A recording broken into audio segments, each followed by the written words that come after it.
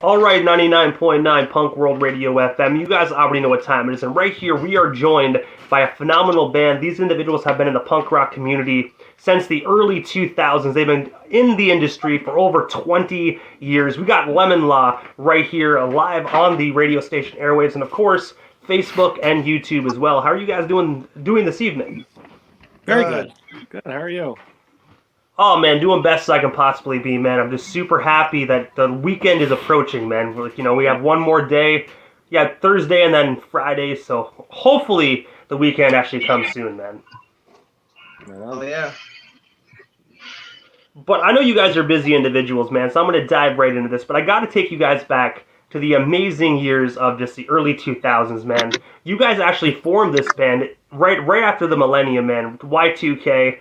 People thought the world was gone to crap. People thought planes were gonna fall out of the sky. But you guys formed this amazing band. Like, can you tell us the actual origin story behind it? And of course, like, what actually made you guys decide to come together as one just to form this band? Well, I'm like the original guy, I guess you could say, to it. I started it when I was in high school with Jeff. He might be coming in. I don't know. He's the fourth guy. We started it together real young, 14, 15 in high school, and have just kind of kept it consistent for many, many years. Just playing when we can. Very local, though. We've never gone on any kind of long tour or anything like that. I lived in Florida for a handful of years and then came back to New York, but we've pretty much been in central New York this whole time. And Jake and Tyler, well, Jake got together, me and Jake got together in 2018. And yeah, something like that, like 5 or 6 years. Yeah, we've been playing together for that long. And then Tyler's been with us that long too, but he just started playing live shows with us about a couple years ago, or last year, actually. And when the other members actually made a transition, and of course, Tyler and them actually joined the band, was Lemon Law actually on a hiatus for a little bit, or was it just like the other members left, and then, the other two members actually came in? No, we've never really been on a hiatus, but we've gone through many, many drummers.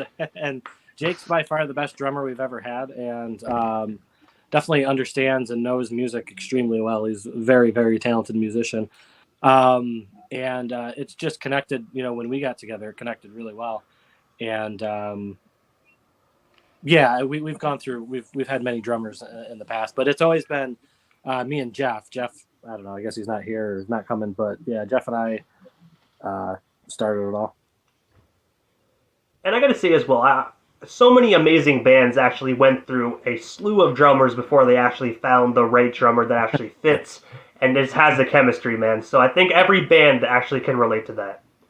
Yeah, especially in the punk rock world. I feel like just playing fast. A lot of our songs are like a skate punk, fast up there in the 180, 190, 200 beats per minute. And we're doing that consistently. So it takes a real good talent, to play that fast, to continuously play that fast. And Jake can do it. He's really good at it.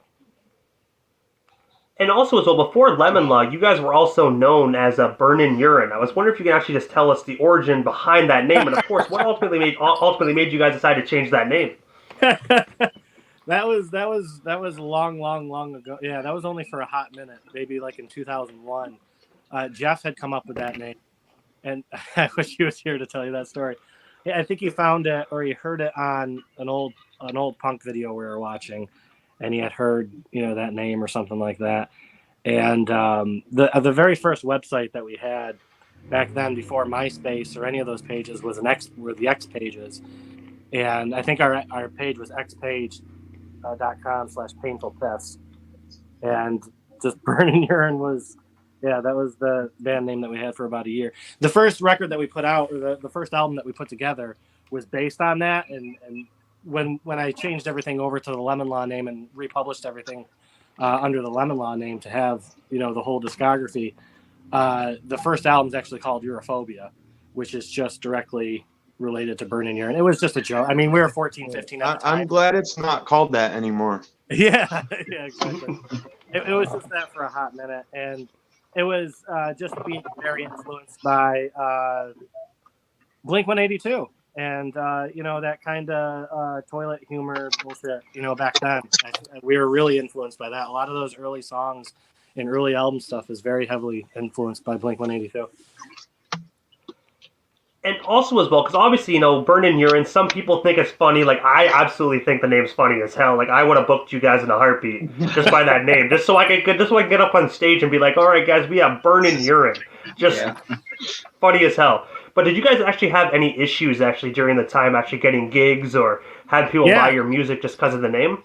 Yeah. We didn't go by Burnin' Urine. We actually went by other names because we had trouble actually getting shows and getting any kind of airplay or anything like that.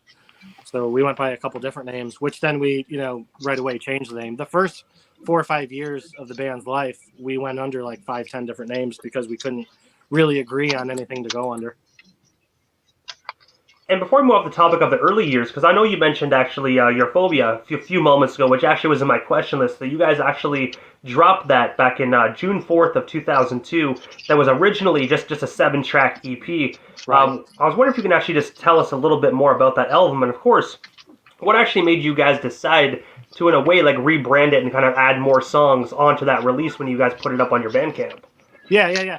Those songs were all written at that time. They were basically B-sides to other, things that we had done.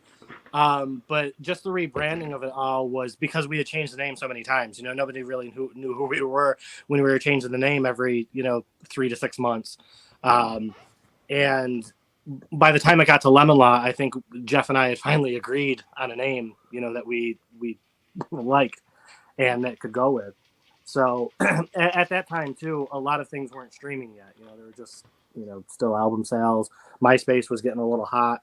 But when I rebranded everything, under the Lemon Law name, we didn't really want to lose all of those years of writing music either. I mean, even to this day, we play some songs live that are, from way back when. We enjoyed the music. We just never could settle on a name at all. We had some really bad names. It wasn't only Burnin' Urine. There was a lot of bad names. There was. If you don't want me asking, I was going to ask you actually, what other names that you guys considered bad that you guys actually thought of? Oh, Sour, Chump. And actually, some of these bands actually exist now. Chump and Stifler are legit punk bands that exist today, but those were names that were used right before or right after Burnin' Urine. The Delinquents, Greedyocracy, which was just like a phrase from the Decline song, but that was the name we went with for a minute. Frickin' A, Black Snow. We had websites for these all too. Like we Monk on Fire. These were bad, really, really bad. Like a very large portion of our, our high school to out of high school 20 years was changing the name of the band all the time, but never changing the songs. We had the same songs. We, same songs, same stuff. We never changed the style of the music, never changed the band, never changed anything. And there's actually a lyric in Ryan's song that we play as one of the last songs that we play to this day. And one of the first words to it is, we haven't played in 6 months and we changed the band name again. Something like that, along those lines.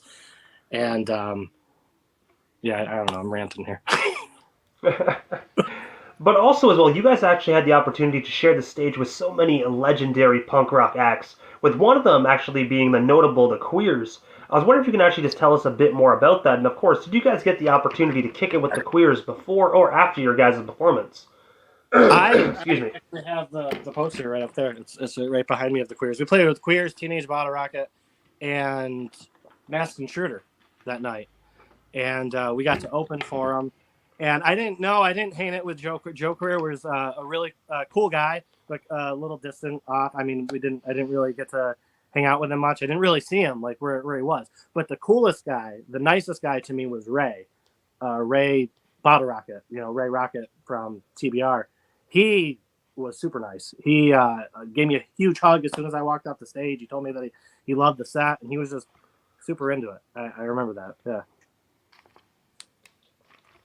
And I got to say as well, I looked at your guys' list of the individuals you guys had the opportunity to just open for, man, and the list is absolutely extraordinary, man. So many amazing bands. Yeah, we did Guttermouth a few years ago. Who do we? I don't even know. The Ataris, Green Jelly, Independence. Well, I remember one time I was telling Jason about how I really liked Swingin' Utters, and he was like, yeah, we opened for them. Yeah. There's been what's that? Oh shit. I don't remember. There's been many bands in many years. Oh, Whole Wheat Bread. We played with Whole Wheat Bread quite a bit. When I was in Florida for a bit, we played with Whole Wheat Bread. They're a Florida band that was big for a minute. And also as well, September 1st of 2023, you guys actually released the amazing 12-track album titled Dirty Dozen. I was wondering if you can actually just tell us a bit more about this most recently released album, and of course, where can we actually snag ourselves a copy of this today? Everywhere. You can go anywhere with Spotify or Apple or anywhere streaming. We haven't done physical copies. I haven't done physical copies in a long time. Last one we did was United Mistakes, physical copies. And the only reason for that is because bulk orders, it takes a while, and we just don't sell well. We're not a very popular band by any means. So a lot of the orders start at like 500 or 1,000, and when you're a band that only sells like 500 to or 50 to 100 copies, or something like that, we end up sitting on a bunch of them. But I fully believe I like the streaming. I think the streaming does well. I think the streaming does well for finding music as well. Actually, we've done 4 albums over the last 4 years. And a lot of it is kind of because of and haven't played a lot of shows, due to the pandemic and whatnot, sitting around and going stir crazy, just writing music. I'm a pretty prolific writer. I write all the stuff. I write all the lyrics and most of the music to it. These guys put in their parts to it that makes it way better than, my bone dry parts to it, and, they pretty much, make it a lot better, and this last one, it's the 12th album and there's 12 songs on it. So we called it Dirty Dozen. And it's just an interpersonal relationship that I've had over the last year of my life and certain views and topics that I have on it, from a relationship that I had over the past year, and also just different viewpoints that I have between religion and society and all that kind of stuff. But this is what I want to say about the album too, about the new album, is that we didn't put any singles out. We didn't do any videos or anything like that like we had with others, because I really think it's a really good album from front to back. Like it's a banger from front to back. All killer, no filler. Yeah, all killer, no filler, no deep cuts, no anything. I think it's a solid record from front to back and should be enjoyed that way. And also as well, just this past Thursday, September 14th, at Funkin' Waffles, you guys actually debuted Green Devil actually in your guys' set at that show. Yep. I was wondering if you can actually just tell us a bit more about just performing this brand new song off Dirty Dozen. And of course, will the fans actually get the chance to hear more Dirty Dozen tracks within your guys' sets in the future? I hope so. I hope we add some more to it. We have a lot of songs. There's over 175 originals now at this point. So narrowing it down to these 20, 30-minute sets when there already are, songs that are out there that we play pretty tight and that people like a lot.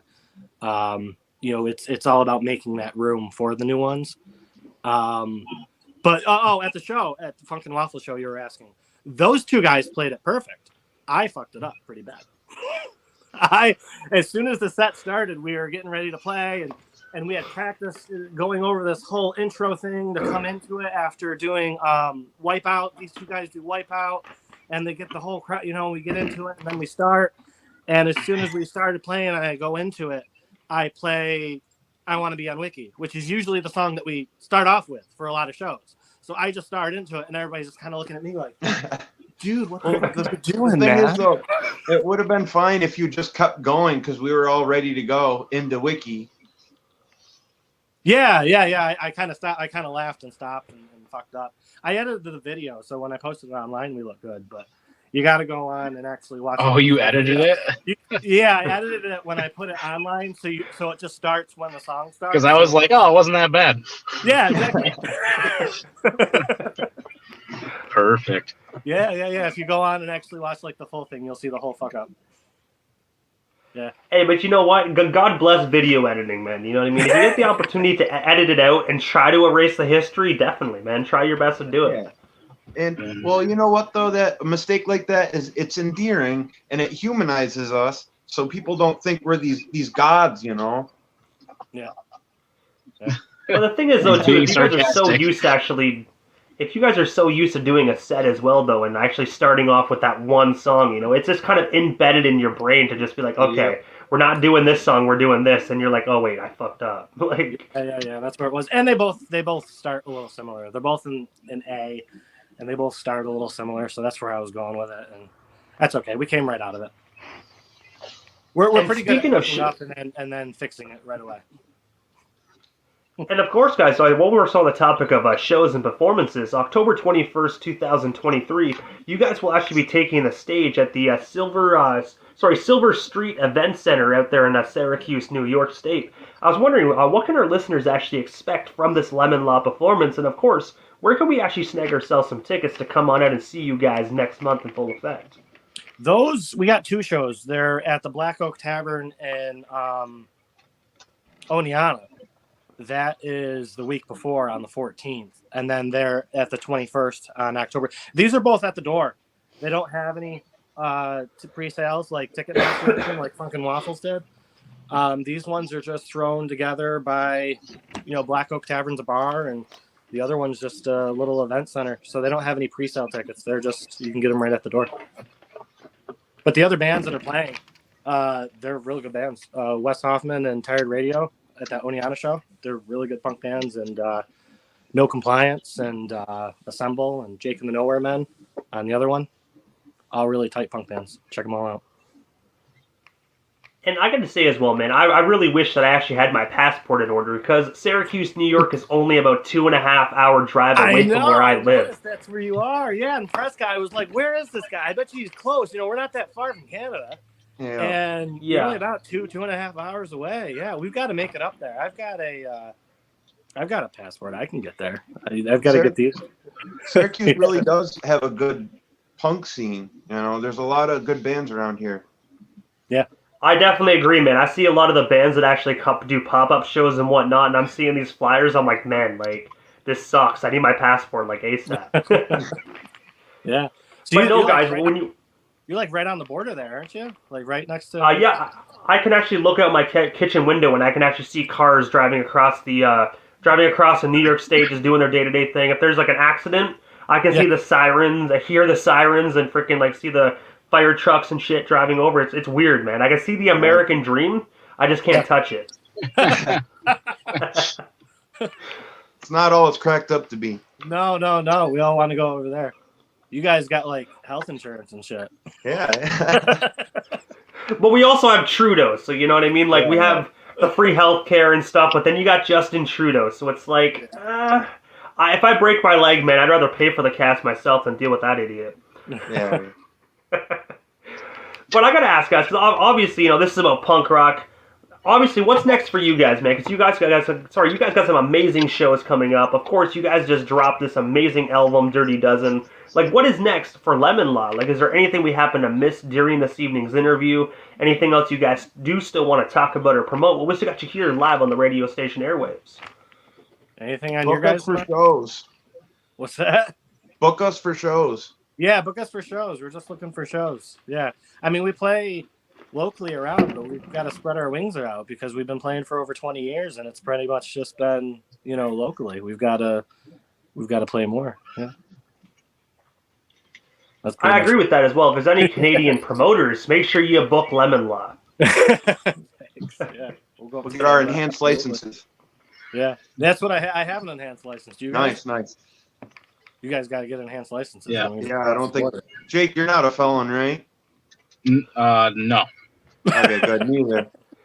There you go. It's weird. Down here in Canada, they actually took away the enhanced license, so you can still use yours. Like obviously, like if you have one, but as for getting a new one, they actually don't have enhanced, which is kind of a kick in the ass. So you physically have to get a passport. Like I did go across to Watertown a couple times, and I just used my birth certificate and health card, but they kind of like frowned upon me. They kind of looked at me like, oh man, next time you come across, you got to have a passport. And I'm like, oh, definitely, man. Yeah. Yeah, I haven't done it yet. I just got an enhanced license this year, so I've got to actually use it and go. And this is a perfect reason to go. Love to play in Canada. We could become an international band for the first time. Yeah. Or North even just come American across and go tour. shopping, man. Because your money's worth a hell of a lot more than ours. So definitely Is it right come now? up and I didn't know. it is, Actually, yeah. I think last I knew, you guys If were I- worth a penny or two more than us.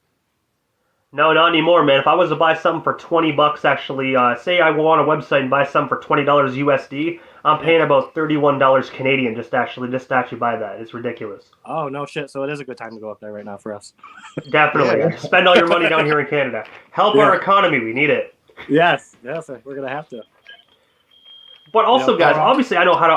I was gonna say, obviously, guys, I know how to follow Lemon Law on social media. But for the individuals that are just discovering you guys right now, how do they go about following Lemon Law, not only as a band but also individual members as well? Oh, Jake doesn't do that. So this is the only time you'll ever see Jake ever. Yeah, Jake's too cool. I'm a recluse. That's right. Jake is way too cool for social media. He doesn't have anything. It just And I'm hurts me. kind of too cool for it too because I don't do it either. But I do all the band stuff. So when you're reaching out to the band, you're actually probably talking to me. Like the Lemon Law Instagram's great. And Yeah, that's and probably the Facebook's best. Yeah. Actually, that's probably where. All And the I'll shows be are- tagged on there. My name Yeah, is yeah. it's- If you're my trying to reach Instagram is Yeah. _ Tyler 696969. But I gotta say, Bravo. first and foremost, guys, thank you guys so much, man, for just giving not only myself, but the radio station Airways with a bit of your time, man. Honestly, Oh, such an yeah. amazing band. I really hope you guys actually get some international dates, man, because you guys definitely deserve all the praise within the punk rock community that you guys deserve, man. Such a killer band. Appreciate it. I appreciate Thank that. you. Yeah. Yeah. Toronto, I agree. Hamilton, up there in Prescott, Ottawa. Let's do it. And I know Ottawa has a really great punk rock community. They actually do an Ottawa punk rock festival as well. Unfortunately, this year, this past year, it got canceled. I don't even know why, but Oh, I do know they do one every single year, man. So what I'll do is I'll shoot you their Instagram, Yeah. and I don't know how you go about submitting it, but I guess just hit them a message and be like, hey, check out my music. If you like us, book us. I don't really know how it works, but Yeah, I'll bug them. You guys, Ottawa's actually closer to us than Buffalo. I believe it is. Yeah, you just actually just cross the border. I'm not actually sure where, but. Yeah. I gotta go, guys. All right, dude. See But yeah, Bye. definitely, guys. Later, Tyler. But no, I gotta say though, guys. First and foremost, thank you so much for giving us a bit of your time. I will definitely shoot you that link, and of course, man, like, definitely have yourselves a wonderful night, man. We definitely shall talk soon. Thank you. Appreciate it, dude. This was fun. Yeah, thanks. We're gonna be playing a lot more shows. Come see us. Yeah. Hey, definitely. If I make it across the border as well, I'll make sure I actually hit up a Lemon Law show as well. Right on. I appreciate it. Yeah, we'd love to see you. Sounds great. Thank you so much, Jake, Jason, and of course, I know Tyler. He's gone now, but in pretense, thank all three of you guys for a little bit of your time here this evening. It was an honor. Hey, you're welcome. Thank Thanks for having you. us.